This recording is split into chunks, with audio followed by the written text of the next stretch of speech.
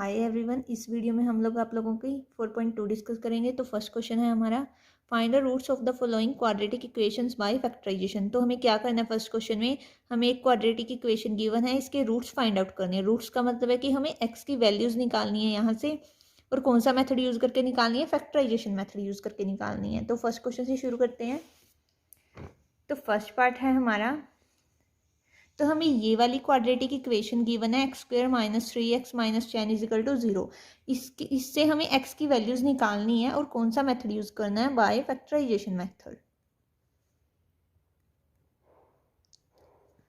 तो factorisation method में सबसे पहला स्टेप हमारा क्या होता है बच्चों? सबसे पहला स्टेप ये हमारा ये होता है कि जो गिवन क्वाड्रेटिक इक्वेशन है ना, उसको हमें स्टैंडर्ड फॉर्म में लिखना है। स्टैंडर्ड फॉर्म मतलब क्वाड्रेटिक इक्वेशन को स्टैंडर्ड फॉर्म क्या होता है क्वाड्रेटिक इक्वेशन की, A X square plus B X plus C is equal to 0।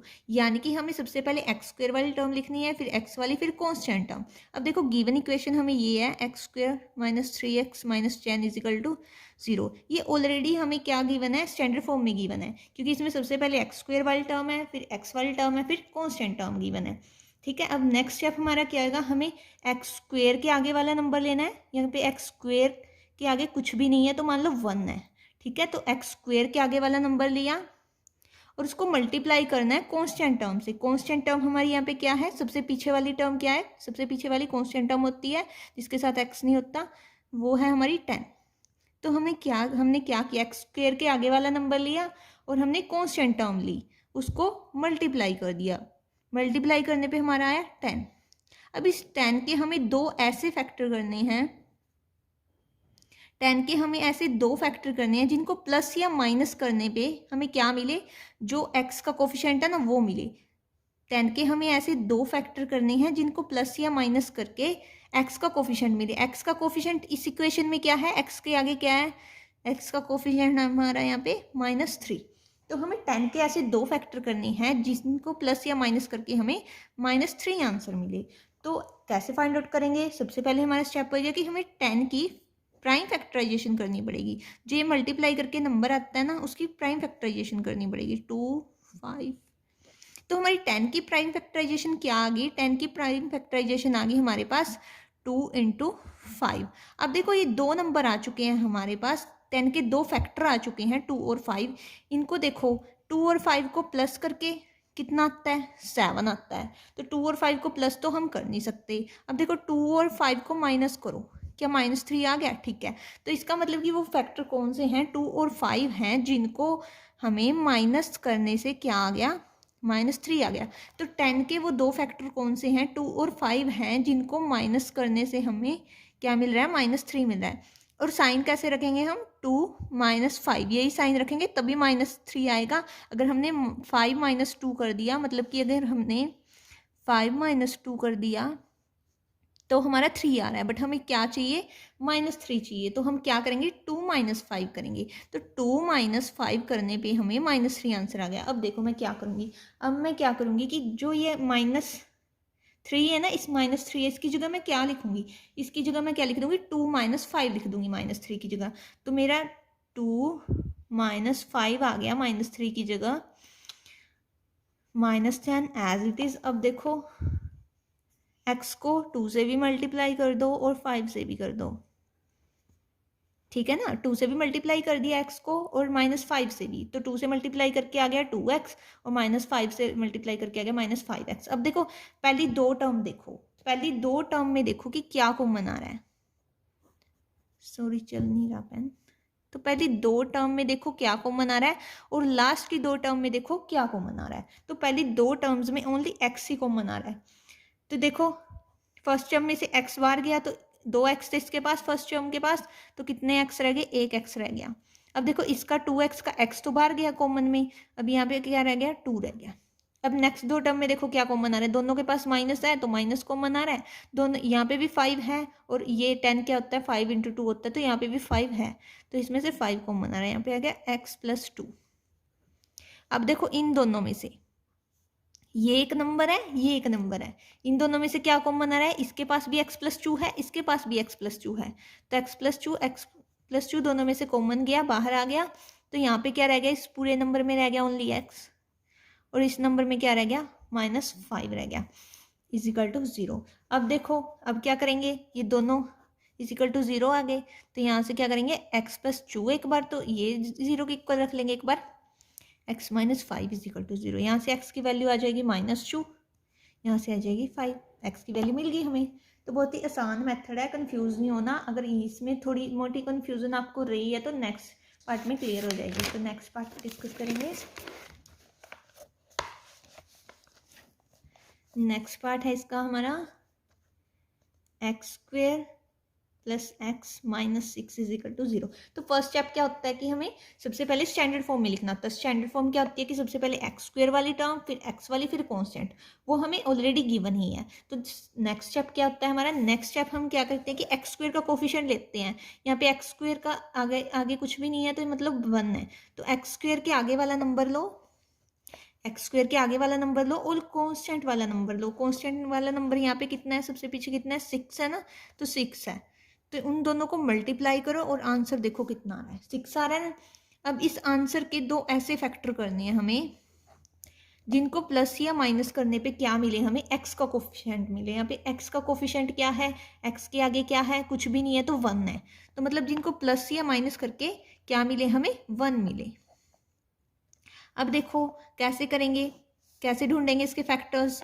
इसके फैक्टर ढूंढने का सबसे आसान मेथड है कि इसकी प्राइम फैक्टराइजेशन करो 6 की, कर दी। तो 6 के हमें दो फैक्टर मिल गए, 2 और 3। अब 2 और 3 को देखो प्लस करने पे तो 1 आ नहीं रहा, हमें तो प्लस या माइनस करना है उनको, देखो कैसे 1 आएगा, प्लस करने पे तो 1 आ नहीं रहा। अब माइनस करने पे देखो 2 माइनस 3 करेंगे तो -1 आ रहा है, 3 माइनस 2 करेंगे तो 1 आ रहा है। हमें -1 तो नहीं चाहिए, हमें क्या चाहिए, हमें 1 चाहिए, क्योंकि x का कोफिशिएंट यहाँ पे +1 है, तो हमें 1 चाहिए। तो हम 2 माइनस 3 तो कर नहीं सकते, क्योंकि 2 माइनस 3 करने पे -1 आ रहा है। हम क्या करेंगे, 3 माइनस 2 करेंगे, 3 माइनस 2 करने पे 1 आ रहा है। तो यहाँ पे 1 है हमारा, तो यहाँ पे 1 है हमारा, 1 है, कुछ नहीं है, तो मतलब 1 है। तो मैं 1 की जगह क्या लिख दूंगी, 3 माइनस 2 लिख दूंगी, क्योंकि 3 माइनस 2 हमारा क्या होता है, 1 होता है। ठीक है, अब नेक्स्ट स्टेप क्या होता है हमारा, नेक्स्ट स्टेप हमारा हो जाएगा कि x को दोनों से मल्टीप्लाई कर दो। पहले 3 से 3x हो गया, फिर -2 से -2x हो जाएगा। अब क्या है, अब हमें क्या करना है, पहले दो टर्म्स को लेना, उनमें से कॉमन जो निकले निकालना है। इनमें से x ही कॉमन है सबसे पहले फिर फर्स्ट टर्म में से एक x बाहर गया, 2x थे इसके पास, 1x रह जाएगा इसके पास, और इसमें से 3x में से x बाहर गया कॉमन में, और यहाँ पे रह गया 3 ओनली। अब नेक्स्ट दो टर्म्स में देखो क्या कॉमन आएगा, यहाँ पे माइनस दोनों के पास है तो माइनस कॉमन गया, यहाँ पे 2 कॉमन आ गया, क्योंकि 2 यहाँ पे भी है, और 3 इंटू 2 6 क्या होता है, 3 इंटू 2 2, तो 2 इसके पास भी है। तो यहाँ पे रह गया हमारा x, और यहाँ पे माइनस तो बाहर चला गया, तो यहाँ पे प्लस आ जाएगा, और 3। तो हमारा क्या आ गया, अब देखो इन दोनों में से कॉमन, अब इन दोनों में से कॉमन देखो क्या आ रहा है, इन दोनों में से हमारा कॉमन आ रहा है x प्लस 3। ये एक नंबर है, ये एक नंबर है, इसके पास भी x प्लस 3 है, इसके पास भी x प्लस 3 है, तो हमारा आ जाएगा x प्लस 3 कॉमन इन दोनों में से। और रह गया क्या, यहाँ पे तो रह गया x, यहाँ पे इस पूरे में रह गया -2, तो इसमें से x plus 3 is equal to 0 रख लेंगे एक बार, x minus 2 is equal to 0, तो यहाँ से आ जाएगी x इज इक्वल टू -3, यहाँ से आ जाएगी x इज इक्वल टू 2। अब नेक्स्ट क्वेश्चन देखते हैं, नेक्स्ट पार्ट। कुछ भी प्रॉब्लम हो तो कमेंट बॉक्स में पूछ लेना।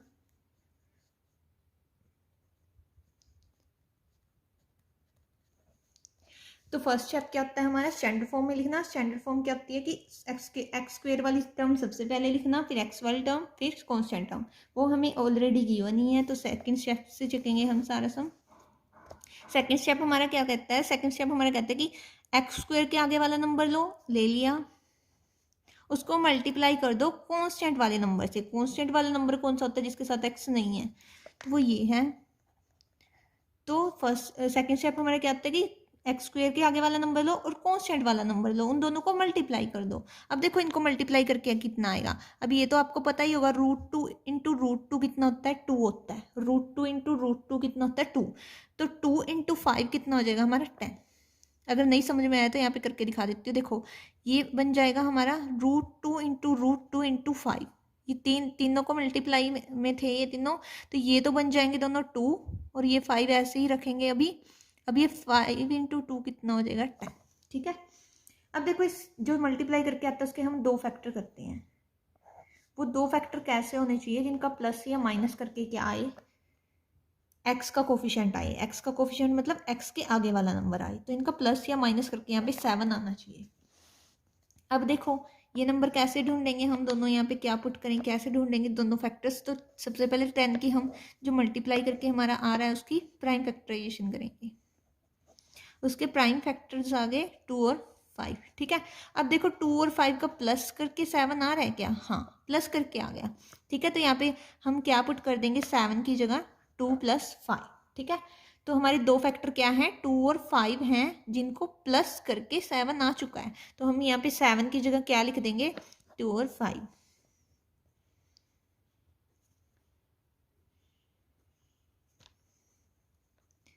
2 + 5 लिख दिया हमने 7 की जगह, सही तो है, 2 + 5 7 ही तो होता है, तो इसकी जगह हम 2 + 5 लिख देंगे। अब देखो x को 2 से मल्टीप्लाई करो 2x, अब 5 से करो 5x।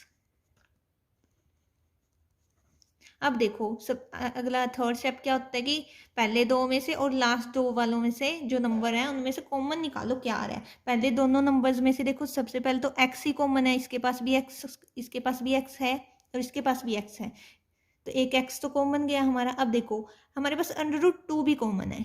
कैसे √2 मैं बताती हूँ, देखो यहाँ पे स्क्वायर रूट ऑफ 2 तो है ही है यहाँ पे, तो अब यहाँ पे दिख नहीं रहा हमें स्क्वायर रूट ऑफ 2, बट है यहाँ पे भी। देखो मैं करके दिखाती हूँ कि यहाँ पे स्क्वायर रूट ऑफ 2 कैसे है। देखो 2 को हम लिख सकते हैं √2 इंटू स्क्वायर रूट ऑफ 2। ठीक है ना, तो 2 की जगह हम 2 स्क्वायर रूट ऑफ 2 लिख सकते हैं। तो यहाँ पे देखो यहाँ पे 2 है तो इसकी जगह हम क्या लिख सकते हैं 2 स्क्वायर रूट ऑफ 2 लिख सकते हैं। तो यहाँ पे 2 स्क्वायर रूट ऑफ 2 है, तो एक √2 कॉमन आ गया हमारा, ये तो गया कॉमन, यहाँ पे x भी कॉमन गया, तो यहाँ पे क्या रह गया एक x ही रह गया। यहाँ पे देखो x तो बाहर आ गया, यहाँ पे 2 की जगह 2 स्क्वायर रूट ऑफ 2 थे, तो एक उनमें से बाहर चला गया तो एक रह गया अंदर। अब लास्ट दोनों में से देखो क्या कॉमन आ रहा है 5 कॉमन आ रहा है, इसमें भी 5 है इसमें भी 5 है, और इसमें से 5 बाहर गया तो रह गया x, इसमें से 5 बाहर गया तो रह गया स्क्वायर रूट ऑफ 2 = 0। अब देखो इन दोनों में से क्या कॉमन आ रहा है, एक ये नंबर है एक ये नंबर है, इन दोनों में से देखो क्या कॉमन आ रहा है, इन दोनों में से ये कॉमन आ रहा है x + √2 दोनों के पास है।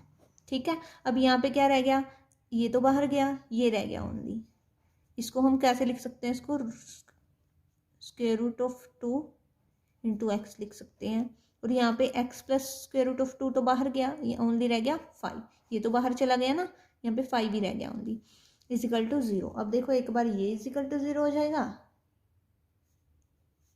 एक बार ये, तो एक बार इसको =0 रख लिया, एक बार इसको =0 रख लिया, यहाँ से x की वैल्यूज निकाल ली, यहाँ से आ जाएगा -5x = 2। ठीक है, तो नेक्स्ट पार्ट डिस्कस करते हैं।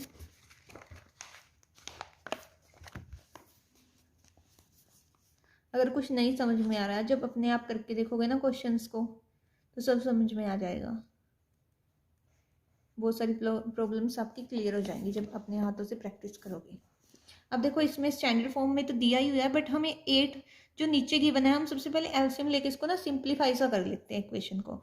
तो एलसीएम लेके हमारा यहाँ पे आ जाएगा x² - 8x + 1 नीचे 8 = 0। ये 8 उस साइड मल्टीप्लाई में चला जाएगा, यहाँ पे डिवाइड में है तो उस साइड मल्टीप्लाई में चला जाएगा, तो हमारा ये बन जाएगा 0 × 8, तो ये हमारी बन गई, ये सिंपल सी बन गई अब इक्वेशन = 0। अब हम इस पे सारे स्टेप्स अप्लाई करेंगे कि हमें रूट्स निकालने हैं, एक्स की वैल्यू निकालनी है बाय फैक्टराइजेशन मेथड। तो सबसे पहला स्टेप क्या होता है, उसको स्टैंडर्ड फॉर्म में लिखना, यानी कि यहाँ पे तो स्टैंडर्ड फॉर्म गिवन ही है, सबसे पहले x² की टर्म गिवन है, फिर x की फिर कांस्टेंट टर्म गिवन है। अब नेक्स्ट स्टेप हमारा क्या होता है कि x² के आगे वाला नंबर लो, x² के आगे वाला नंबर क्या है 16 है, और कांस्टेंट नंबर लो, कांस्टेंट नंबर यहाँ पे क्या है 1 है, उनका मल्टीप्लाई करके कितना आया 16, इस 16 के 2 फैक्टर करने हैं। वो फैक्टर कैसे होने चाहिए? जिनका प्लस या माइनस क्या आए, एक्स का कोफिशिएंट आए, यानी कि जिनका प्लस और माइनस क्या आए, एक्स के आगे वाला नंबर आए। यहाँ पे एक्स के आगे नंबर क्या है? -8 है। ठीक है, अब सबसे पहले ये दोनों नंबर ढूंढने के लिए हमें इस 16 की क्या करनी पड़ेगी? Prime factorisation. जो मल्टीप्लाई करके आया था ना, उसकी प्राइम फैक्टराइजेशन करो।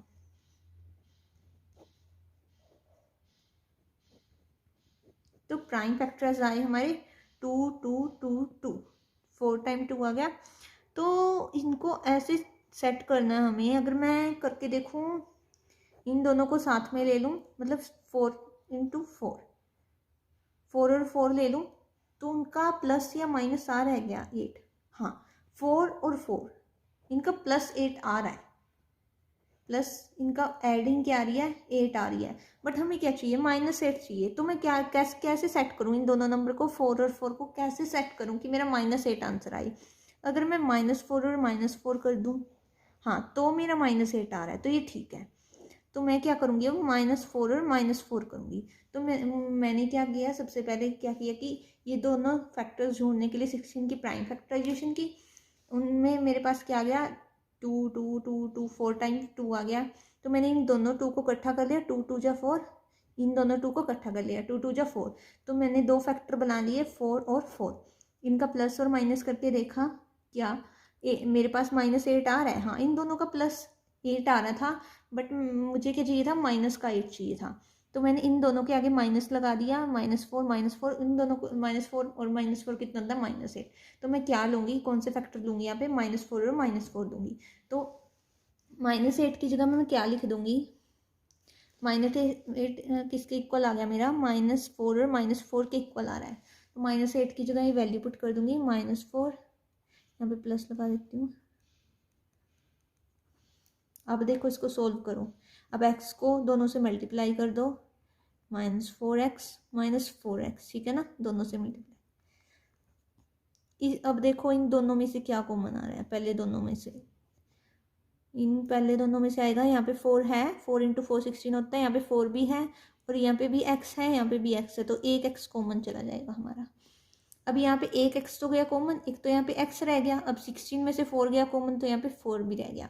तो फर्स्ट टर्म में रह गया 4x, और नेक्स्ट टर्म में एक तो माइनस रह गया, और 4x पूरा का पूरा बाहर चला गया, तो यहाँ पे कुछ भी नहीं रहा, तो मतलब 1 रह गया।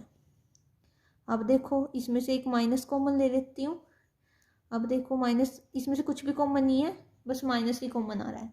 माइनस कॉमन क्यों लिया मैंने, बताऊंगी कि माइनस कॉमन अगर नहीं लेती तो क्या होता। अगर मैं माइनस कॉमन नहीं लेती, देखो यहाँ पे अगर मैं माइनस कॉमन नहीं लेती तो मेरा ये क्या बचता? यहाँ पे मेरा बचता, अगर मैं +1 कॉमन ले लेती, -4x +1, ठीक है, ये बचता ना। बट हमारा हमेशा जो कॉमन आके बचता है ना, जो वो सेम होना चाहिए अगले फैक्टर्स का भी और पिछले का भी। तो अगले दो नंबरों का जो कॉमन आके बचा है और पिछले नंबर्स का जो कॉमन आके बचा है वो सेम होना चाहिए, बट ये तो सेम नहीं था। यहाँ पे 4x -1 था, यहाँ पे मेरा अगर मैं +1 कॉमन ले लूँ पिछले दोनों में से, तो वो बन जाता -4x +1।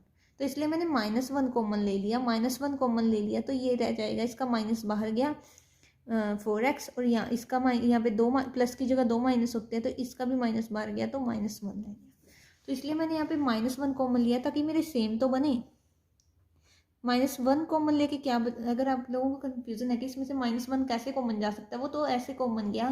देखो, इसके पास तो माइनस था ही, तो एक -1 तो इसका तो गया बाहर, और इसके पास प्लस की जगह हम 2 माइनस लगा सकते हैं, तो इसका एक माइनस गया, इसका खुद पूरा माइनस गया, और इसके पास 2 माइनस थे, एक माइनस गया, तो इसके पास एक माइनस रह गया, इसके पास कोई माइनस नहीं बचा, ठीक है।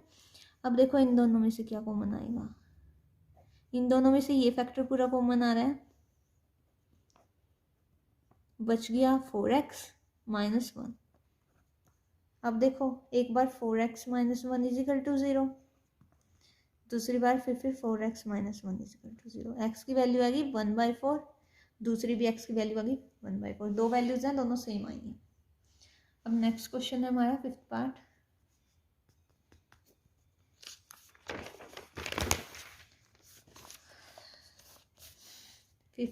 है 100x² -20x + 1 = 0। अब सबसे पहला स्टेप क्या होता है, स्टैंडर्ड फॉर्म में लिखना। स्टैंडर्ड फॉर्म में हमें गिवन ही है कि एक्स स्क्वायर की टर्म सबसे पहले, फिर एक्स की, फिर कांस्टेंट टर्म है। तो नेक्स्ट स्टेप से सोल्व करते हैं। नेक्स्ट स्टेप हमारा क्या है, नेक्स्ट स्टेप हमारा है कि एक्स स्क्वायर के आगे वाला नंबर लो और कांस्टेंट टर्म लो, उन दोनों को मल्टीप्लाई कर दो। उनको मल्टीप्लाई करके आया 100। अब 100 के दो ऐसे फैक्टर पता करने हैं हमें जिनको प्लस या माइनस करके क्या आए, एक्स के आगे वाला कोफिशिएंट, दैट इज -20, -20 आई। ठीक है, तो ये दोनों फैक्टर्स पता करने के लिए हमें क्या करना पड़ेगा, जो मल्टीप्लाई करके आंसर आया था ना हमारा, उसको प्राइम फैक्टराइजेशन करनी पड़ेगी इसकी।